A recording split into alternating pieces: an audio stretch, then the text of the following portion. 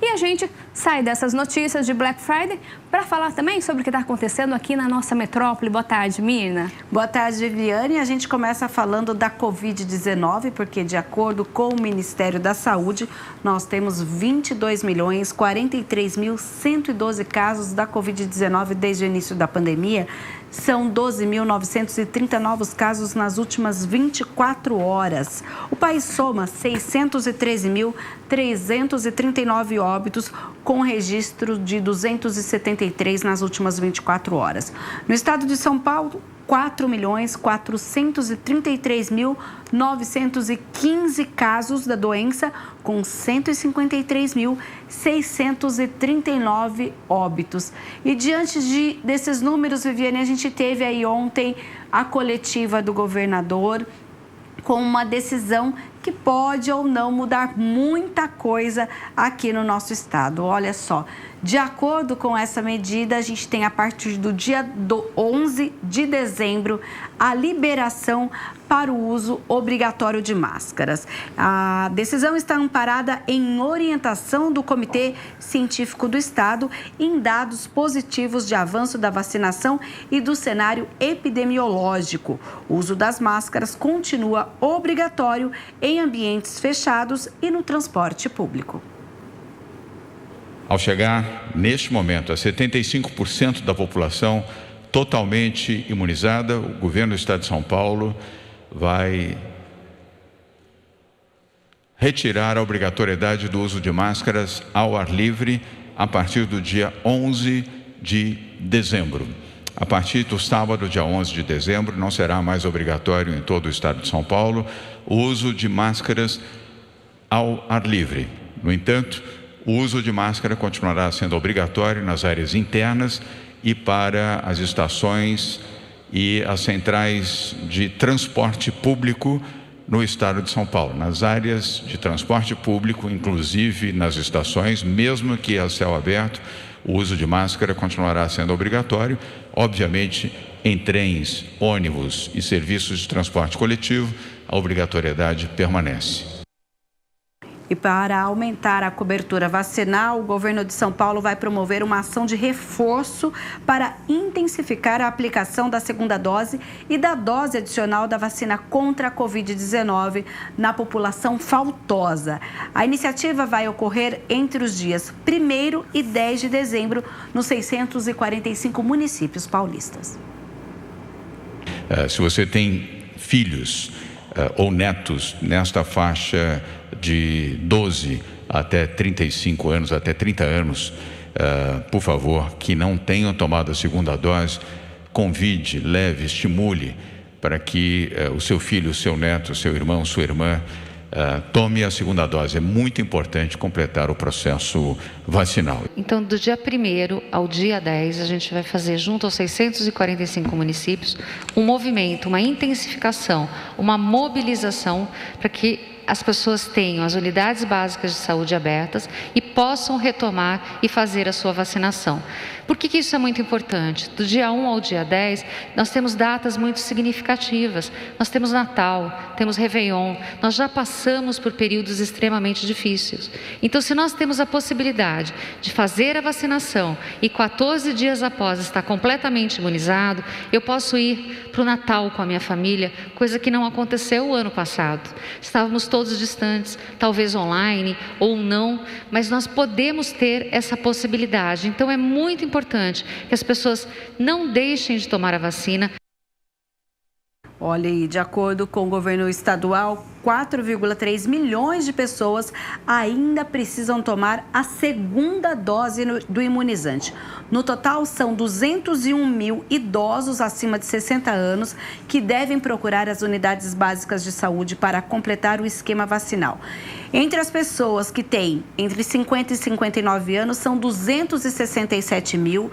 As que têm entre 40 e 49, 438 mil faltosos. Entre 30 e 39 anos, 707 mil pessoas. Na faixa etária, entre 20 e 29 anos, 1,4 milhão de pessoas ainda precisam tomar a segunda dose no estado de São Paulo. E entre os adolescentes de 12 a 19 anos, o número chega a 1,3 milhão de faltosos. E Vivi, diante de todos esses números, para a gente entender o que essa medida significa na prática, se é positivo ou não, se é o momento, a gente vai agora fazer algo diferente aqui no Notícias da Metrópole. A gente vai conversar com um especialista através de uma plataforma digital, que é o doutor André Ribas, que é infectologista, membro da Sociedade de Medicina e Cirurgia de Campinas, justamente para tratar desse tema. Seja bem-vindo, doutor André, uma boa tarde. Boa tarde a você e também boa tarde aos telespectadores. Só uma correção, eu sou epidemiologista, não sou infectologista. Tá certo, então, epidemiologista, doutor André Ribas.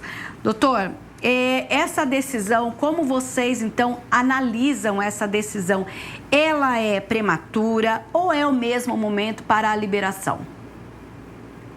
Olha, é importante dizer que nós temos aqui na Sociedade de Medicina e Cirurgia de Campinas um grupo onde a gente discute muito as ações que estão sendo adotadas. E nós, algumas vezes, somos críticos, é importante se dizer que nem sempre a gente concorda. No entanto, no momento atual, nós acreditamos que realmente seja uma medida que já está no momento das pessoas deixarem de usar realmente as máscaras quando estiverem em áreas públicas abertas. É importante que se diga, porque é bastante diferente a transmissão em áreas abertas do que em áreas fechadas.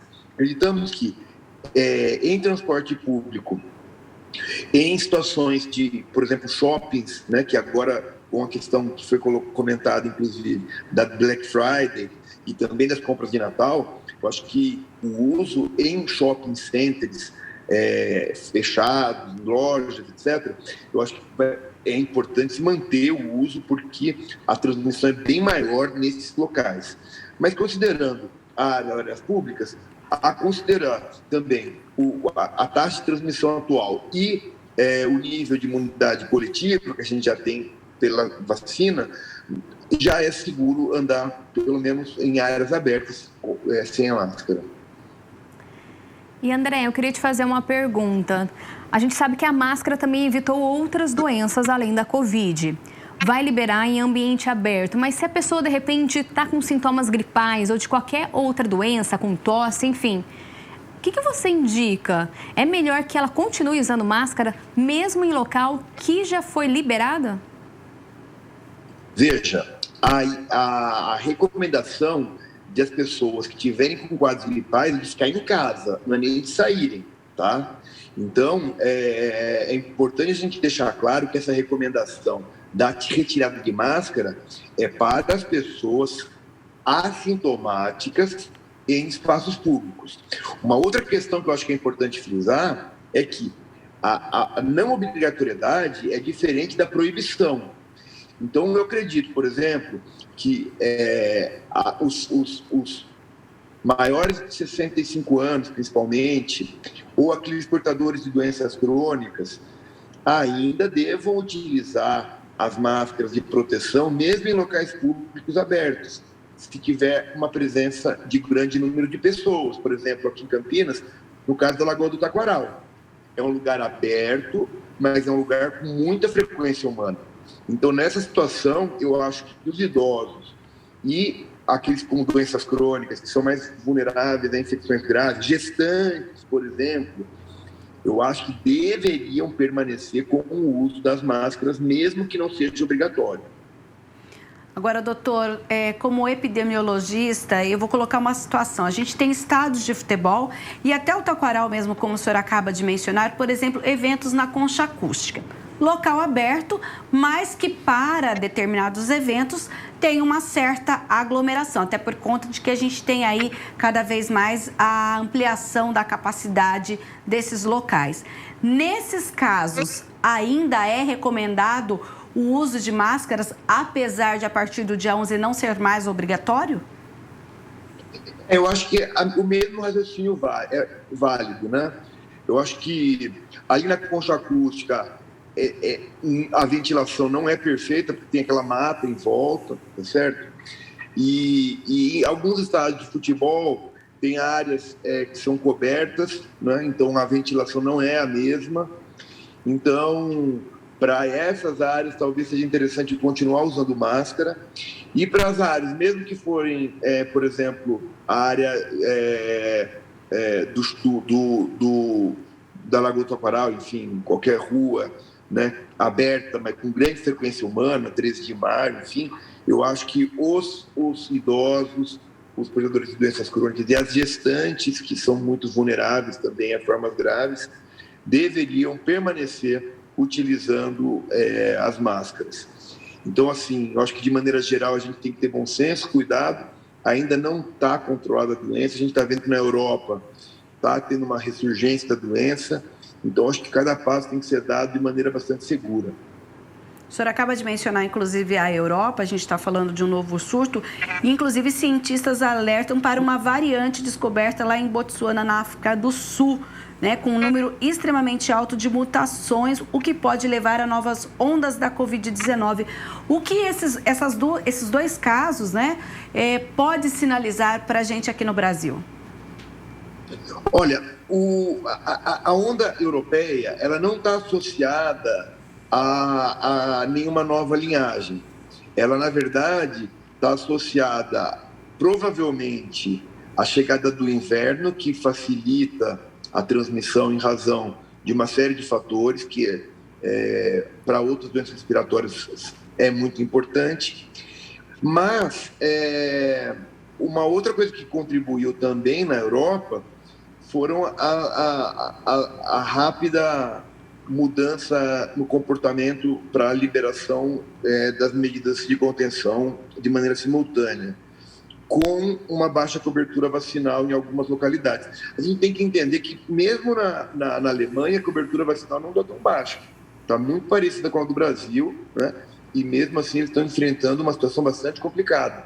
Então, eu acho que a gente tem que tomar as medidas, mas acho que não é precoce essa liberação em áreas abertas, mas as pessoas que têm, né, doenças crônicas, etc., devem manter a prevenção, e o cuidado em ambientes fechados continua o mesmo, não está modificado, porque o risco de transmissão é bastante diferente. O senhor falou na questão de risco, inclusive nós assistimos agora há pouco o anúncio do governo do estado falando sobre uma campanha justamente para tentar envolver os faltosos aí, que no estado de São Paulo somam mais de 4 milhões de pessoas das faixas etárias. Pensando justamente nas festas de fim de ano, inclusive há uma discussão, o estado já liberou o carnaval e há toda uma discussão, inclusive, em relação a esses eventos. Alguns municípios já decidiram que não vão realizar o carnaval nessas cidades. Como que vocês, como especialistas, analisam essa movimentação para essas festas que geralmente geram aglomerações? Olha, vamos entender que, primeiro, né? O Natal é uma festa bastante menor, né, do que o Carnaval. E geralmente são dentro do núcleo familiar, mais um núcleo familiar ampliado.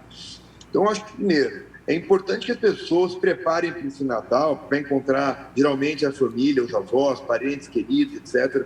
Então, que todos estejam completamente vacinados de maneira adequada, né? Eu acho que vai ser o primeiro Natal que a gente vai poder abraçar os familiares, acho que sem culpa, tá? Acho que a gente pode fazer isso. Quanto ao Carnaval, eu tenho uma visão um pouco diferente, porque eu entendo que o Carnaval, primeiro, está muito longe, né? São 2 meses, a gente tem que ver como é que vai ser o comportamento da pandemia. E o outro, que o nível de contato do Carnaval é bastante maior do que, por exemplo, num estádio de futebol. As pessoas estão muito mais próximas, um número muito maior de pessoas estão se tocando o tempo todo, estão gritando, falando alto o tempo todo, estão eliminando perdigotos. Eu não sei, eu acho que a questão eu acho que a questão da liberação do Carnaval devesse ser vista com muito mais cuidado, e não sei se é a melhor decisão essa que foi tomada de liberação geral para o Carnaval, principalmente porque é uma data que as pessoas têm que se planejar, as escolas de samba têm que se planejar, né? O carnaval de rua, aquela coisa do contato bastante próximo entre as pessoas.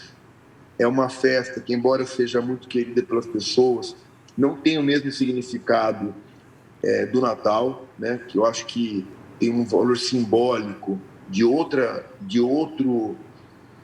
natureza, né? E mesmo o Réveillon também é uma celebração que eu acho que tem uma outra natureza do Carnaval. Não ratifico a volta ao Carnaval. Isso é uma opinião pessoal, não discutimos isso com detalhe na sociedade. Eu não estou falando aqui em nome da sociedade nesse aspecto.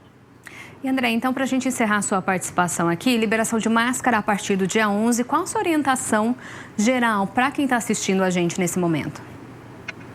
É isso, eu acho que em espaços abertos é tranquilo, acho que realmente a gente tem que ir devagar, mas eu acho que temos essa segurança. Mas quem tem doença crônica e quem tem a idade mais avançada ainda e gestante, né, deva ter um pouco mais de cuidado e manter o uso de máscara. Mesmo agora, que tiver tomado as 3 doses, inclusive o reforço? Ah, sim. Principalmente porque a gente não sabe como que vai ser o comportamento, né? Eu acho que é uma questão de prudência, nesse momento, pelo menos. Eu acho que nessa pandemia, eu acho que é sempre melhor a gente errar um pouquinho mais por excesso do que por desleixo, viu? Porque a gente tem que ser surpreendido, né?